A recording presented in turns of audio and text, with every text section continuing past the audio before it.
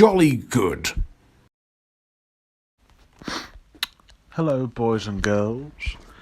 Ladies and gentlemen, my name is Clank Zoka, and welcome to another My Thoughts On. Today I'll be talking about the trial of the Chicago 7. This is the 2020 drama by Aaron Sorkin.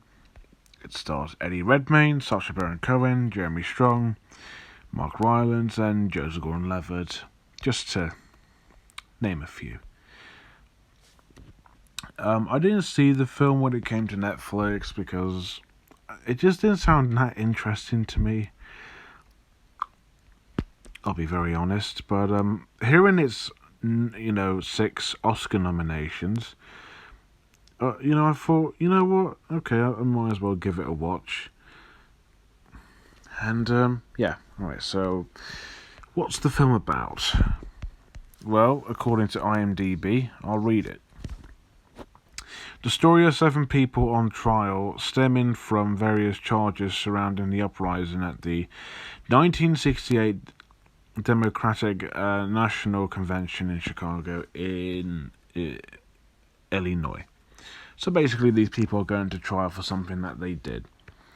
And I'm just going to leave it there, and I'm just going to quickly talk about it because I'll be very honest, as much as this film's getting nominations and praise, and I'll be honest, I really do not get it. This film was extremely hard to follow. This is coming from someone who doesn't seem to really understand court cases that well, or trials for that matter. It wasn't awful, but I just couldn't give too less of a shit about what was going on. It was hard to follow, it was just confusing, and I got a little bit bored halfway through because I just didn't really seem to care about what was going on and all of that, really, I suppose. I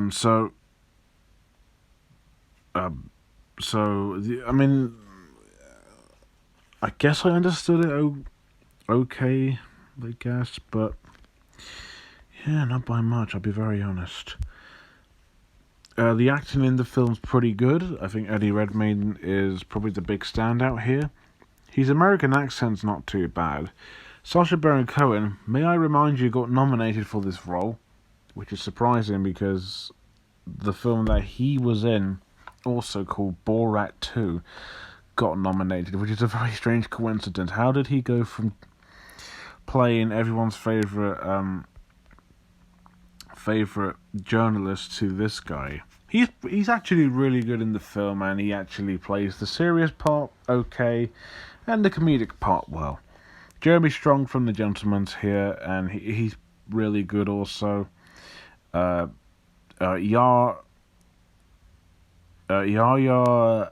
Abdul-Mateen too, I think that's how you pronounce his name.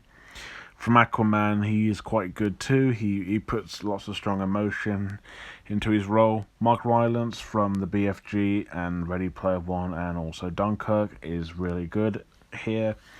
Joseph Gordon-Levitt is great as always, and even Michael Keaton has a small role which was pretty decent. The film is nothing extraordinary when it comes to its visual shot appeal, and it just looks fine. It looks like your typical American movie, but it is well shot and all. The music, which is by the brilliant Daniel Pemberton, who did the score for Spider-Verse, and he also did music for The Peep Show as well. Oh, and Birds of Prey, of course. And more to his score here is really atmospheric and really nice and gorgeous. Not as good as Spider-Verse, but nice. And that stands out. The characters do seem like very innocent people, even though what they're doing is wrong to others, and what they're doing could be considered rather controversial and to the point. And also, there's a lot of order and talking, and all that. And that's why the film just kind of bored me for all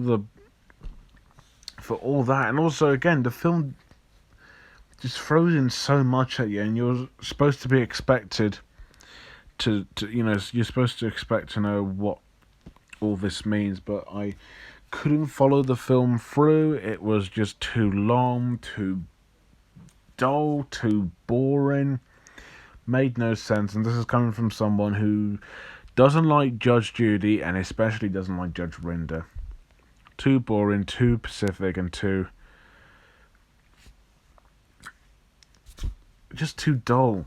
It's why I don't like court cases in films, unless they are done well and understandably, and then sure, why not? But in this case, no, it's the directing's fine, it's well directed and all, but God, I didn't like this film that much, honestly. It's not very good. It could have been better, but it really did. Just again, acting's pretty good. All of the performances are quite good. It's visually nicely shot. Characters are perfectly understandable from where they're coming from.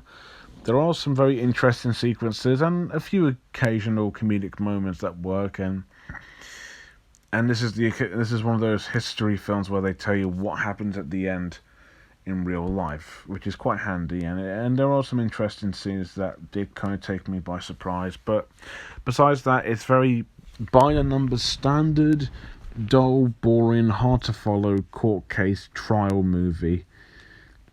And out of all the Oscar Best Picture nominees, this one might be considered the weakest. Even Mank, which is a film I didn't like that much, even that I thought was easier to follow than this. So, unfortunately, as much as I thought it was okay, it's really not that good.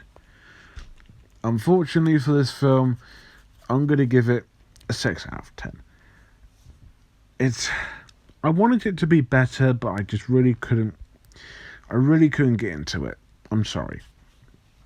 So yeah, there you go. The Trial of the Chicago 11.